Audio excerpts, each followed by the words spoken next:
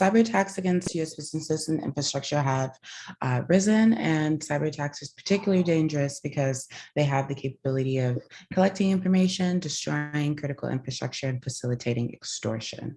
Therefore, the United States needs to implement policies to mitigate cyber attacks.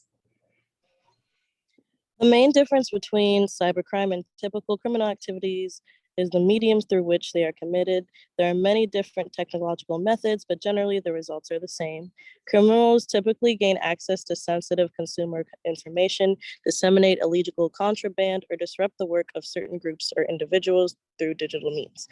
Generally, there are two main ways that these crimes are committed. One, through gaining access through compromised user data, or two, through weaknesses in the target's digital architecture.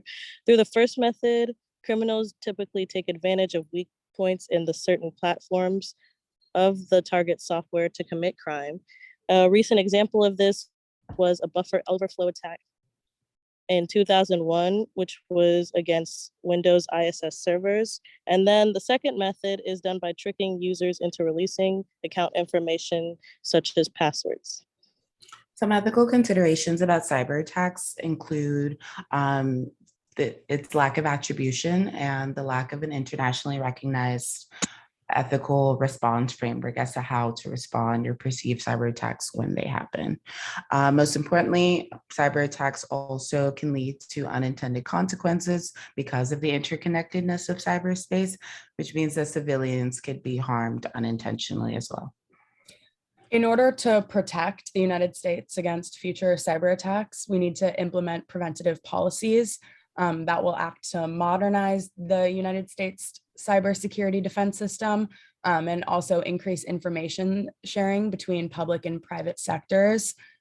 And that will enable, the information sharing will enable us to be able to learn from our mistakes, and it'll establish a new social contract so that we can modernize the defense system and prepare for future cyber attacks. And these necessary security implementations are outlined by President Biden in his executive order, which will effectively modernize the United States defense system.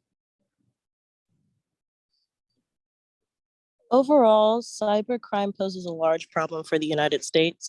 Criminals are constantly innovating their methods of committing these crimes. Also, since these crimes are committed through digital means, it is difficult for our current law enforcement to track and prosecute these crimes.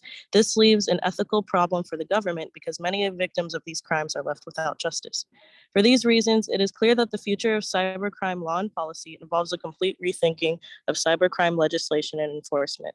Future legislation will need to put greater importance on the responsibility of the government and big tech companies to safeguard their software and keep up with the fast-moving nature of the internet to protect users from cybercrime.